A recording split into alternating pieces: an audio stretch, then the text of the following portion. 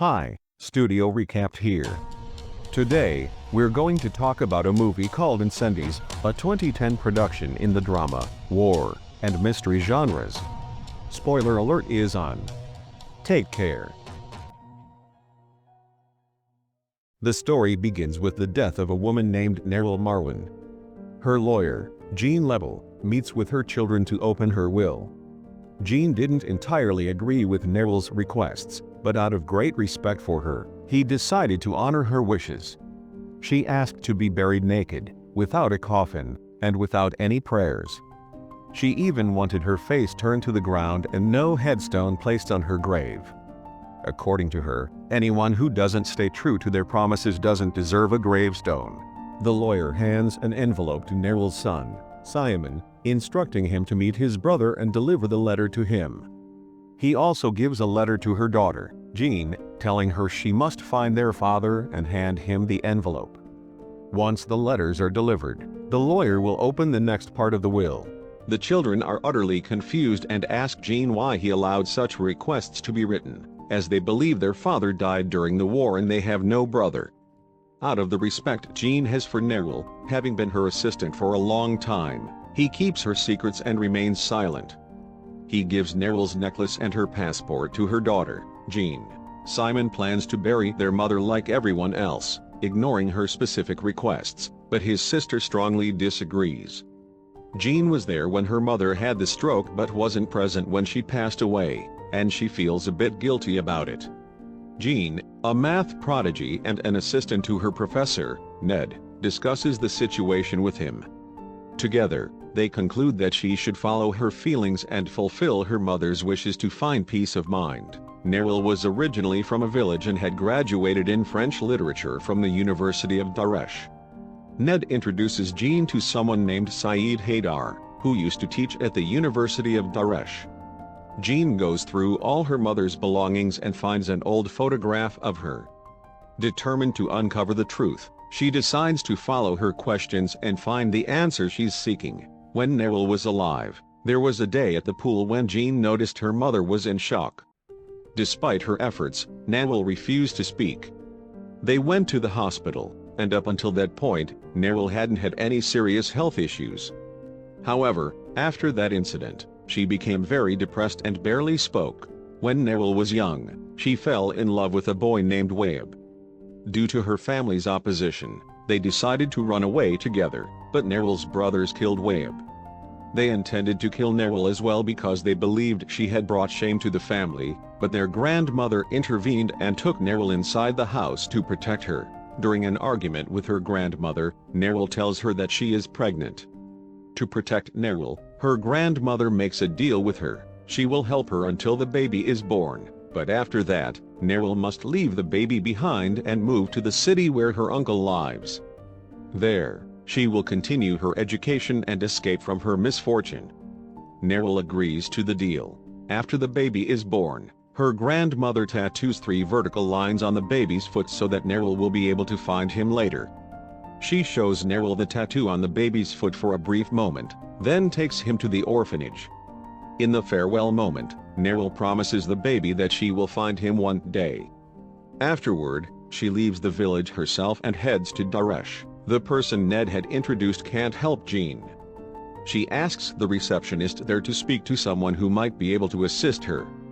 As a result, they go to see a man named Najat. Upon seeing the photo, he says that it was taken in the Mufuriyat prison. Nawal has been involved in political activities in the past. She opposes the nationalist party that aims to expel immigrants from the borders. Although she is a Christian, she is a supporter of world peace and believes in separating religion from politics. The nationalists surround the university. Nawal's uncle tells his family that the Christian villages have been attacked and that they will head toward the mountains the next day to let things calm down. Nawal, worried about her son, breaks her promise and heads south in search of him. She goes to the orphanage in the village and, seeing only the girls there, asks about the boys. She learns that the boys have been in the Kafr Kot orphanage for 3 years, which was attacked the day before. A man named Shamsuddin and his followers killed Christians to take revenge on immigrants. On her way back, Nawal boards a bus carrying Muslim passengers. The Christians stop the bus, kill the driver, and shoot all the passengers in retaliation. As they prepare to set the bus on fire, Nawal claims she is a Christian and even tries to present a Muslim child as her own to save her life. Nawal survives, but the little girl runs toward her mother and is killed. Jeanne goes to her mother's village, looking for someone who can recognize her mother's photo. She doesn't understand anyone's language, and a man sends her to a woman named Suha. She enters a house where everyone treats her warmly.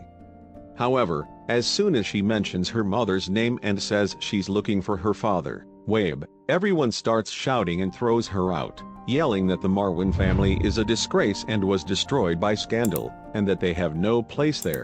Nawal goes to Daresh in search of her son, but the city is ravaged by war and completely destroyed. In the end, she is unable to find him. Nawal joins Shams al-Din's group and, posing as a private tutor for the child of one of her enemies, enters their home. She follows the plan and, at an opportune moment, kills him. Jeanne goes to the Kafr Rayat prison, which once held over 600 political prisoners. She finds a man named Harsa Fahim, who has been the school's janitor for several years but was previously a prison guard. Harsa doesn't intend to help Jeanne, but when he sees Nawal's photo and realizes that Jeanne is her daughter, he falls silent for a moment before he starts talking.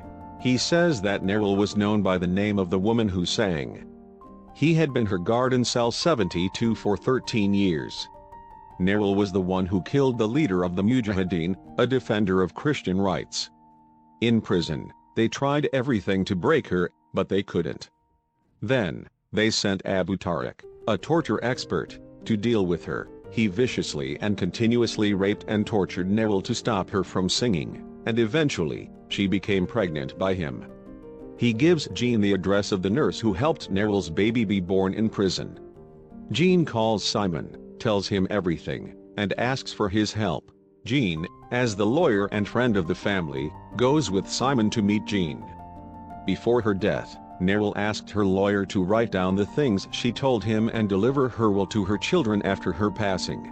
Nawal constantly walked around in prison and always sang, and all the guards knew cell 72. The day that Abu Tariq tortured her and raped her, she became pregnant. Nawal tried to abort the baby herself, but she failed. On the day of her delivery, she discovered she was carrying twins, and the nurse helped her give birth to them in the same prison. Simon, Jeanne, and Jeanne go to the hospital where Nawal's nurse worked. As soon as the nurse realizes who they are, she starts crying and speaks about Nawal. They learn that Nawal had given birth to twins, and in fact, their father was not Waib. They were the result of Abu Tariq's rape, and understanding this is extremely difficult for them. A man named Madadi helps them at Simon's request. After some investigation, he discovers that no death certificate was issued for Abu Tariq, meaning there's a high possibility he is still alive. However, most people like him fled, so he might have left the country. As for their brother, after being separated from Nawal, he was given to a middle-aged woman named Ilham, but the woman took the baby to an orphanage in May 1970.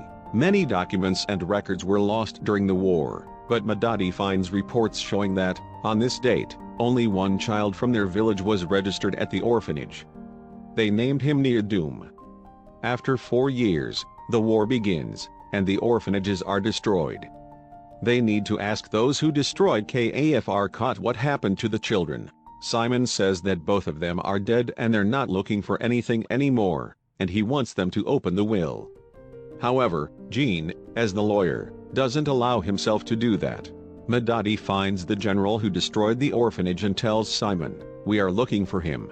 According to Madadi's plan, they go to a refugee shelter in Daresh and, out of politeness, enter the home of anyone who invites them. Simon says that he's the son of the woman who sang. In the past, the people Nawal worked for and killed for help her, and after she gives birth to her children, they send them abroad. They provide her with a good job and a better life so that she can live more comfortably afterward. 2 people follow Simon and take him blindfolded to a location.